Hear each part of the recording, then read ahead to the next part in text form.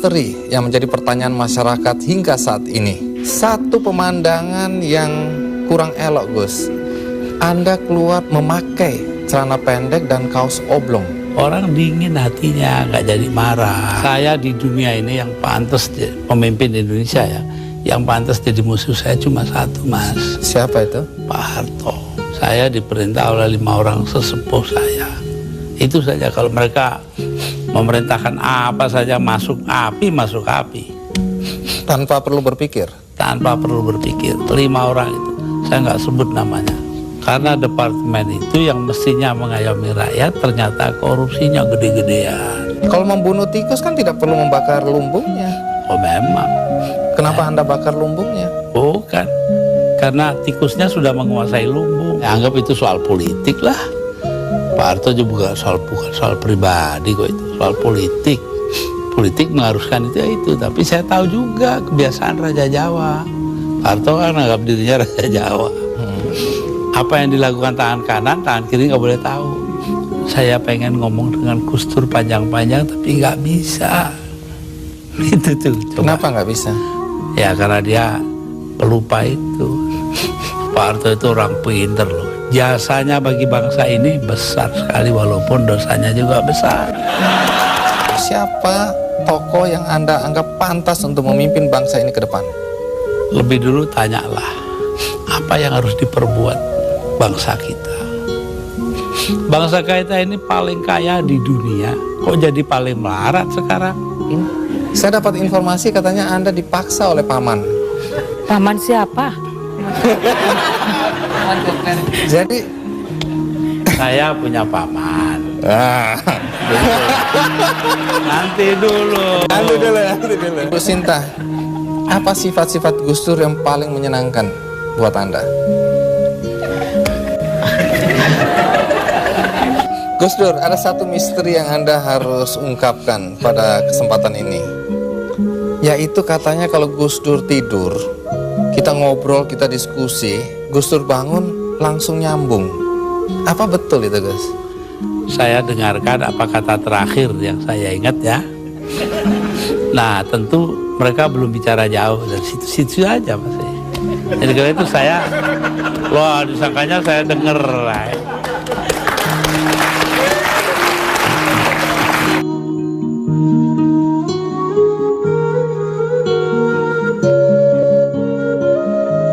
Gus Dur secara paksa melalui sidang istimewa MPR pada tanggal 23 Juli tahun 2001. Apakah benar sampai saat ini Gus Dur belum menerima pencopotannya secara paksa tadi? Belum.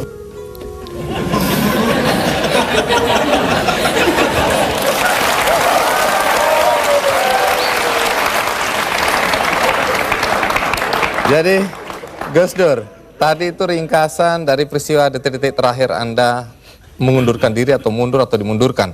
Nah, apakah sampai sekarang Anda dilengserkan? Apakah Anda masih tetap sampai saat ini tidak menerima dan menganggap itu tidak sah? Oh, enggak benar, enggak sah emang. Itu proyek politik dari MPR. Karena itu Amin Rais tidak merasa perlu memberitahu saya. Iya, dulu Anda atau sampai sekarang bahkan Anda tetap menganggap itu sebagai pelanggaran konstitusi. Pelanggaran apa sebenarnya? Pelanggaran konstitusi karena di situ ada insubordinasi. Insubordinasi itu siapa yang mimpin?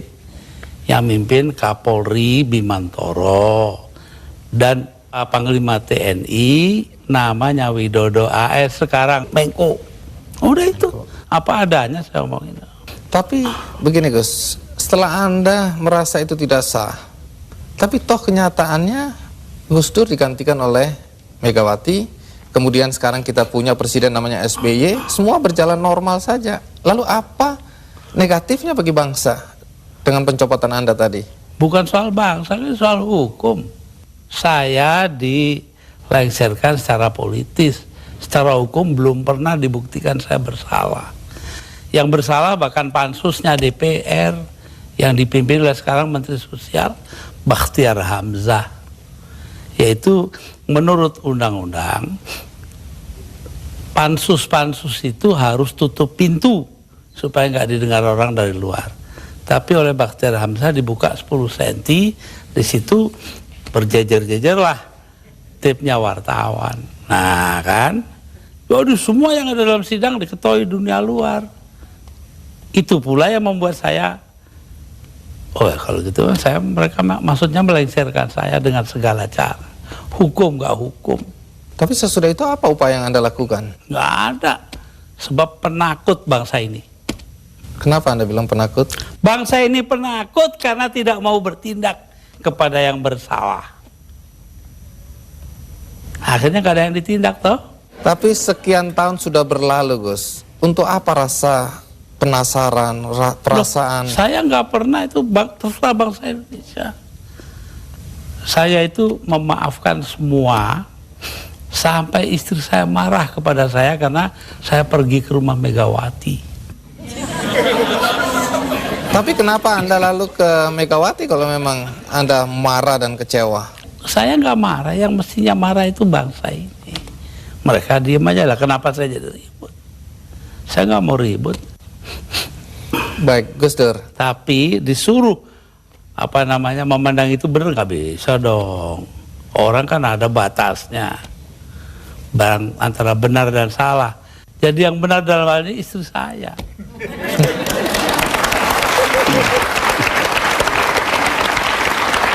Tapi kenapa Gus Dur nggak mau nurut Tanya sama dia, istri? jangan tanya saya dah. 300.000 orang mas tanda tangan supaya saya jangan berhenti jadi presiden, tahu? Tapi saya bilang, daripada bangsa ini pecah dalam pertempuran, darah mengalir karena saya, mendingan saya lengser aja deh. Nah itu.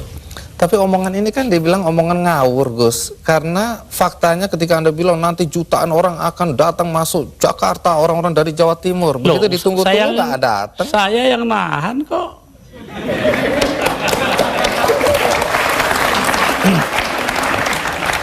Jadi kalau nggak ditahan sama Gus Dur, datanglah beneran itu ya? Bukan begitu, artinya tetap saja kebenaran kita pertahankan, tapi sikap kita itu jangan sampai bangsa ini perang saudara. Dan itu pengorbanan Anda? Ya bagi saya bukan korban, biasa aja. Nah, satu pemandangan yang kurang elok, Gus. Anda keluar memakai celana pendek dan kaos oblong. Banyak orang bilang itu tidak pantas sebagai presiden Anda tampil seperti itu. Mengapa Anda tampil seperti itu? Lah ya itu supaya saya nggak dianggap presiden. Terus manfaatnya apa dengan dianggap tidak sebagai presiden? Loh, orang dingin hatinya, nggak jadi marah. Tapi Gus Dur, dalam upaya mencopot Anda, siapa orang yang paling bertanggung jawab atas pencopotan tersebut menurut Anda? 2, Siapa? Amin Rais dan Megawati. Mengapa? Hah? Tanya sana dong, kok tanya. Nah, kalau memang Megawati dan Amin Rais dianggap orang yang paling bertanggung jawab atas pencopotan Anda, apakah Anda dendam sama mereka?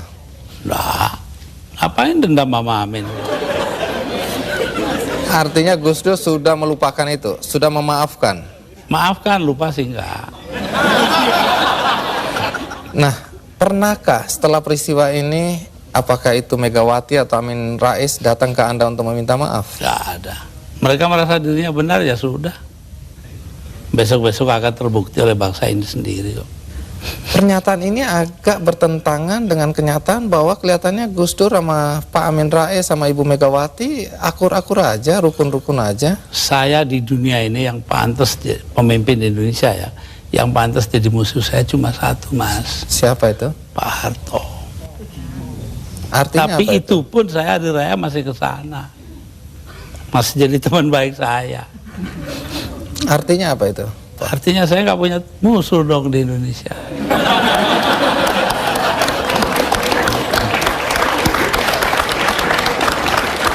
Ada satu hal, kita banyak mendengar bahwa teman-teman dekat Anda dulu menyesalkan kenapa Anda jadi presiden. Anda sebenarnya lebih layak menjadi guru bangsa, nggak usah ikut campur dalam perpolitikan yang nggak jelas itu. Saya diperintah oleh 5 orang sesepuh saya. Itu saja, kalau mereka memerintahkan apa saja masuk api. Tanpa perlu berpikir. Tanpa perlu berpikir. Kenapa begitu? Loh, Selain saya sesepuh ini itu orang pesantren disuruh nurut orang tua. itu nggak bisa ditawar itu Gus ya? Nggak bisa ditawar. 5 orang itu, saya nggak sebut namanya.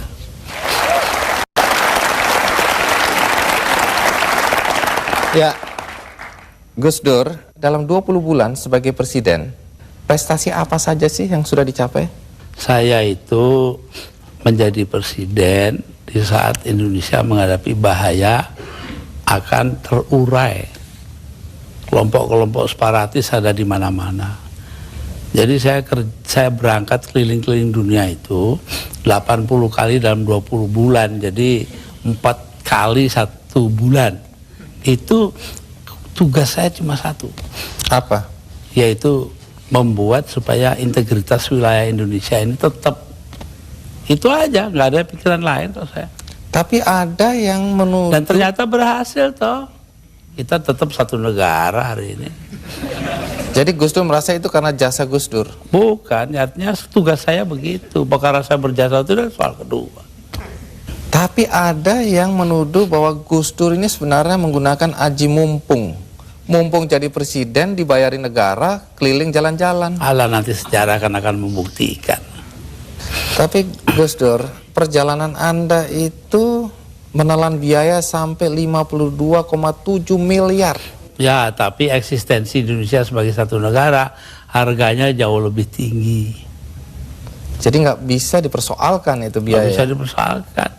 Loh, kalau enggak kan udah dipakai oleh orang-orang brengsek itu.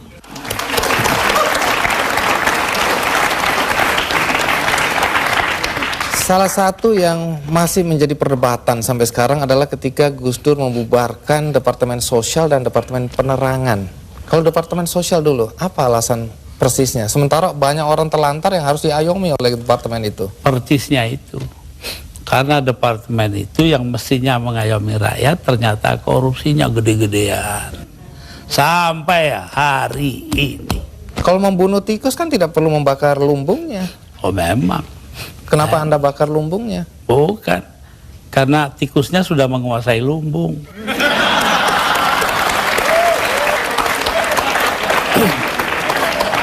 Depan dibubarkan. Kalau Depan jelas. Akibatnya sekarang pers itu sangat tidak terkontrol. Begini Bahkan pornografi sekarang merajalela. ya. Ya, betul. Itu dosa Anda loh. Enggak dong. Dosa yang nyarin.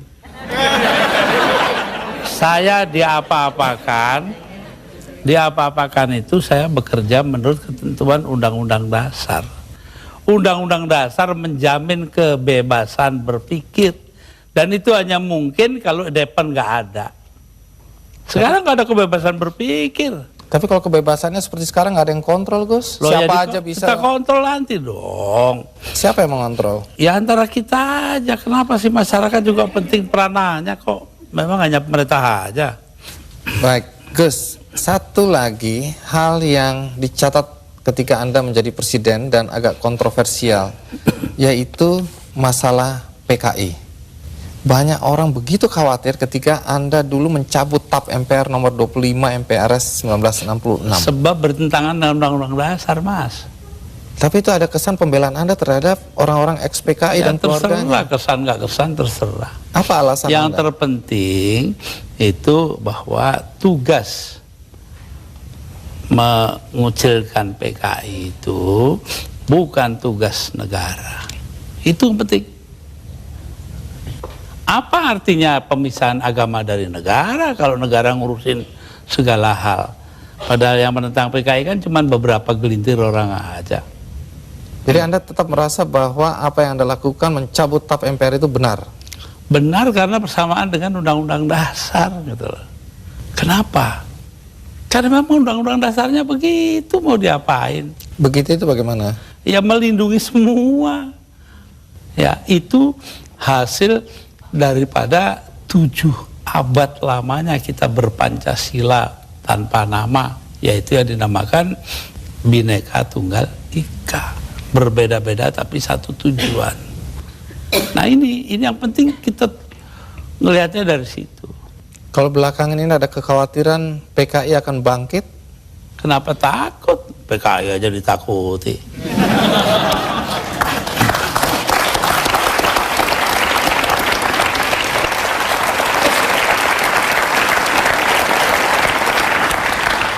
Gus Dur, di antara banyak statement Anda atau pernyataan Anda yang dianggap ngawur, dianggap nyeleneh, ada satu yang dicatat dan dianggap serius, yaitu ketika Anda berada, kalau nggak salah, di Italia, Anda menyatakan bahwa pernah suatu ketika Faisal Tanjung, waktu itu Panglima ABRI, diminta untuk menghabisi Anda.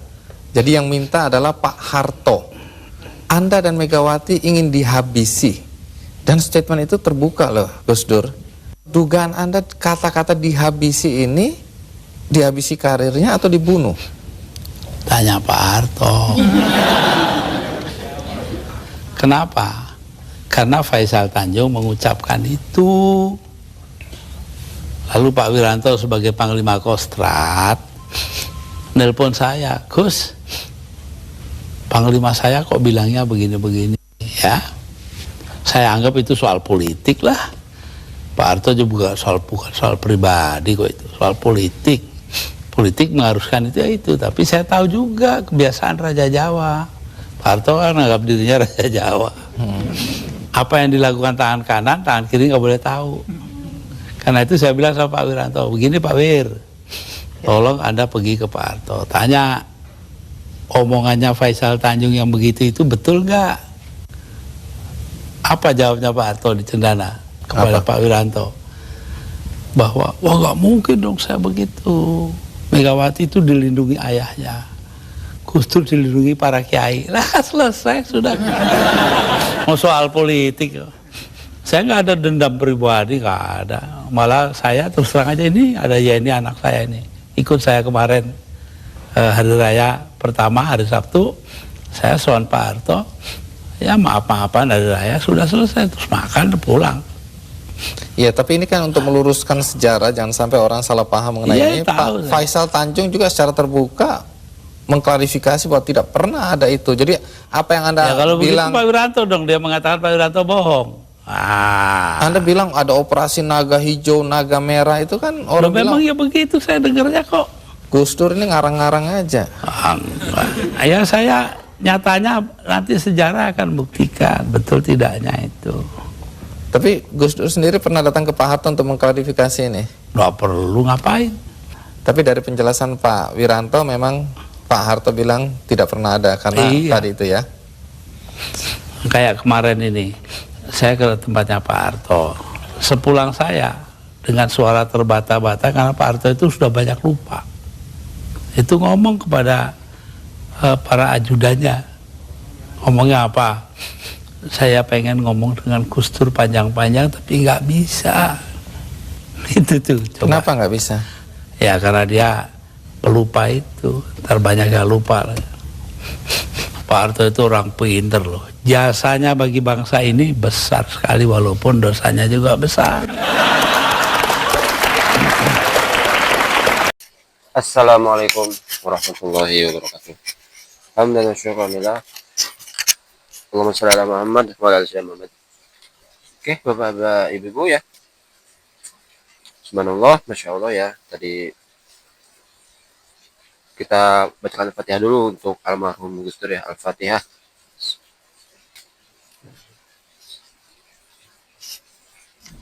Amin.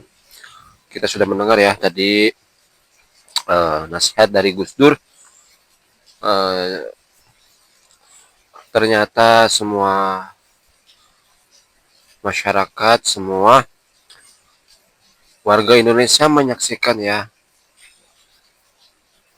kemuliaan karomah dari Gus Dur ya, kewalian dari Gus Dur. Dari nada bicara juga sudah